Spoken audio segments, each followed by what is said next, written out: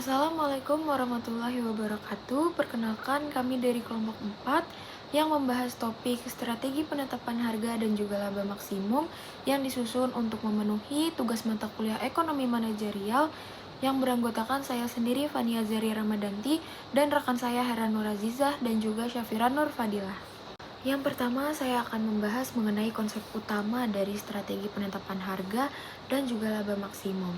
Jadi, penetapan harga ini merupakan elemen yang penting dalam ekonomi manajerial karena keputusan harga ini berpengaruh langsung terhadap pendapatan, tingkat output, dan juga pencapaian laba maksimum.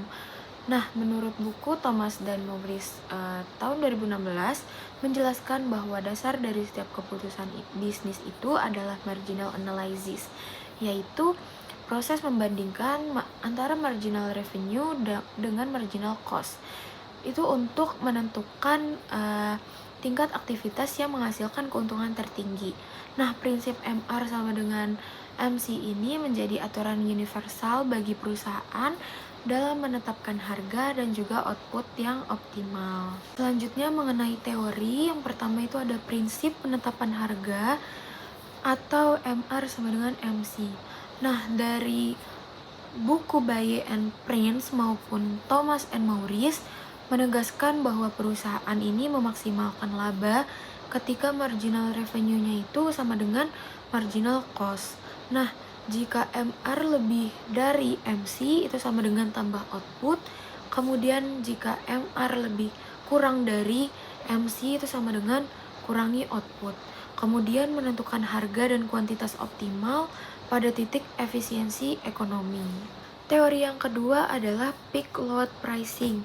Ini dibahas dalam buku Baye and Prince sebagai strategi untuk mengatur permintaan fluktuatif. Nah, harga lebih tinggi ini pada jam sibuk, kemudian lebih rendah pada jam sepi. Itu untuk efisiensi kapasitas. Menurut buku Thomas and Maurice, ini menekankan aspek biaya kapasitas dan demand management dalam kondisi permintaan puncak. Nah, tujuan utama dari teori peak load pricing menurut Baye and Prince 2017 adalah untuk mengalokasikan sumber daya yang terbatas secara efisien dengan cara mengenakan harga yang lebih tinggi pada jam sibuk atau peak hours dan harga yang lebih rendah pada jam sepi atau off peak hours. Dengan demikian, strategi ini tidak hanya berfungsi sebagai alat manajemen permintaan atau demand management, tetapi juga sebagai mekanisme untuk menghindari kelebihan kapasitas atau overinvestment dan mendorong efisiensi sosial. Menurut buku Baye and Prince 2017, yang pertama itu ada first degree.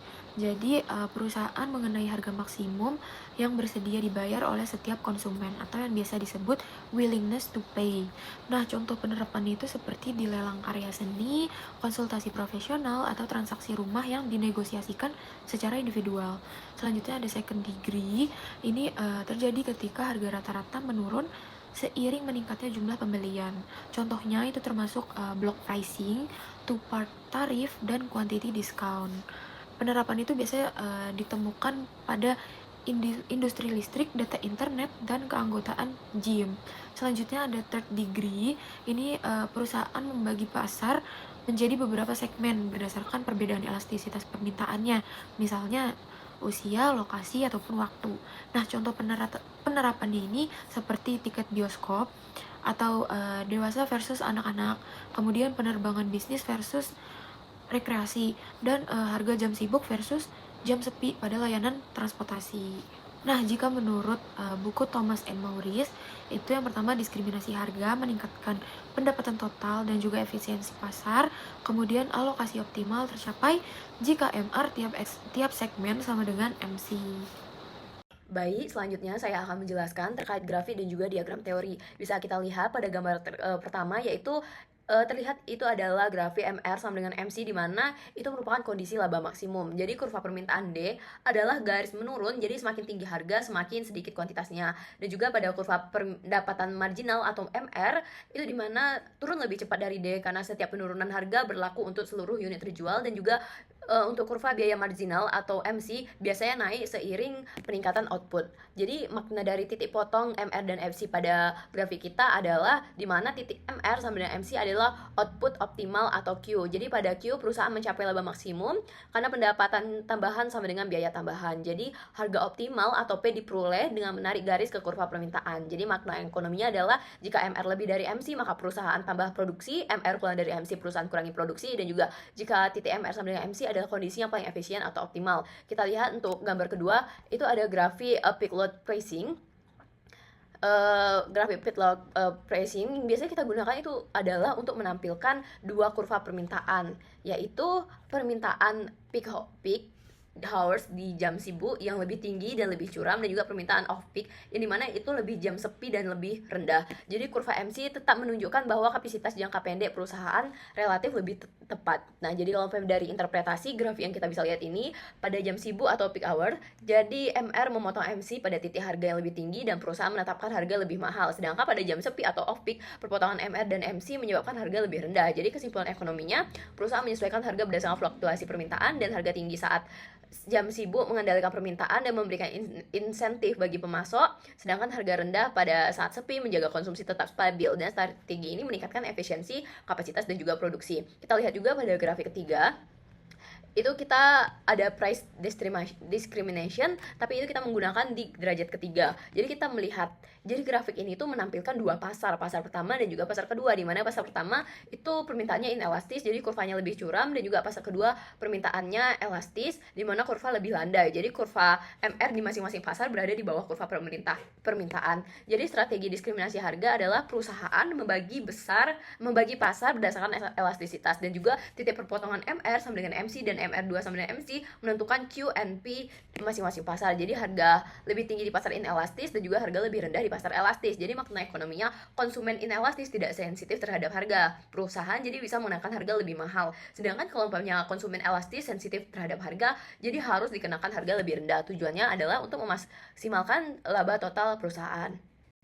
Next, saya akan menjelaskan contoh soal. Jadi saya akan menjelaskan dan membuat contoh soal itu terkait dengan diskriminasi harga pada kita menggunakan derajat ketiga dari analisis dua pasar tadi. Kita contoh, satu firma melayani dua segmen terpisah, pasar 1 dan juga pasar 2. Di pasar 1, contohnya P1 sama dengan 100 dikurang 2 Q1, MR1 sama dengan 100 dikurang 4 Q1, dan juga pasar 2 P2 sama dengan 80 dikurang Q2, MR2 sama dengan 80 kurang 2Q, di mana biaya marginal konstan MC sama dengan 20. Jadi pertanyaannya, tentukan Q1, Q2, dan P1, P2 untuk menghitung profit. Jadi pada diskriminasi harga antar segmen, firma lebih memilih total output dan mengalokasikan penjualan sehingga MR sama dengan MR2 sama titik sama dengan MC. Harga di tiap pasar ditarik dari fungsi permintaan masing-masing. Caranya adalah kita pertama menyamakan MR dengan MC per pasar. Jadi 100 dikurang 4Q1 sama dengan 20. Kita rubah jadi Q1 sama dengan 20, P1 sama dengan 100, 2 dikali 20 sama dengan 60, dan juga 80, 2Q dikurang 2Q2 sama dengan 20, di mana Q2 sama dengan 30, jadinya P2 sama dengan 80 kurang 30 jadi 50. Jadi profitnya dari rumus profit itu P1 Q1 plus P2Q2 dikurang MC Q1 plus Q2, jadi sama dengan 60 kali 20 tambah 50 dikali 30 dikurang 20 dikali 50 yang hasil totalnya adalah 700. Jadi interpretasi manajerial adalah di mana pasar lebih inelastis menerima harga lebih tinggi, yang dimana aturan markupnya mengikuti PI dikurang MC per PI sama dengan min 1 kurang per E, dan juga praktisnya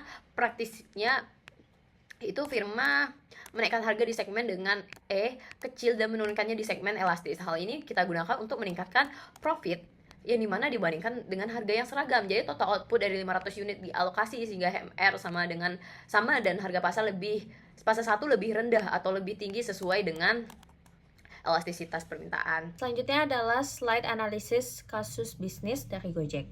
Studi kasus yang kami gunakan yaitu analisis strategi penetapan harga Gojek. Yang pertama, hubungan teori dengan realitas. Gojek menerapkan harga dinamis yang selaras dengan teori MR sama dengan MC. Mereka menerapkan tarif saat permintaan tinggi atau peak dan menurunkannya saat sepi atau off peak. Ini adalah contoh penerapan peak load pricing dan price discrimination melalui variasi harga berdasarkan waktu, wilayah, dan juga jenis layanan. Yang kedua adalah keputusan manajerial. Manajemen Gojek mengambil keputusan strategis menggunakan algoritma untuk menyesuaikan tarif dan mengatur insentif pengemudi. Mereka juga memanfaatkan promo bagi segmen tertentu. Semua ini bertujuan menjaga keseimbangan antara permintaan dan ketersediaan layanan. Selanjutnya adalah dampak terhadap profit, biaya, resiko, dan pasar. Strategi ini sukses meningkatkan profit terutama pada jam sibuk dan mengefisiensikan biaya kapasitas. Namun, fluktuasi harga menimbulkan resiko berupa persepsi negatif dari konsumen dan potensi tekanan regulasi. Secara pasar, pendekatan ini memperkuat posisi kompetitif Gojek melalui segmentasi harga dan efisiensi operasional. Selanjutnya adalah slide insight manajerial yang krusial untuk para pengambil keputusan. Yang pertama yaitu MR sama dengan MC sebagai acuan utama. Manajer harus menggunakan prinsip ini untuk menetapkan harga dan output secara rasional demi mencapai laba maksimum. Lalu yang kedua, optimasi kapasitas melalui peak load pricing.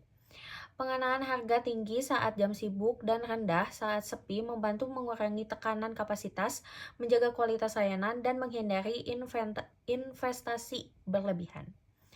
Lalu yang ketiga adalah pricing discrimination, meningkatkan profitabilitas.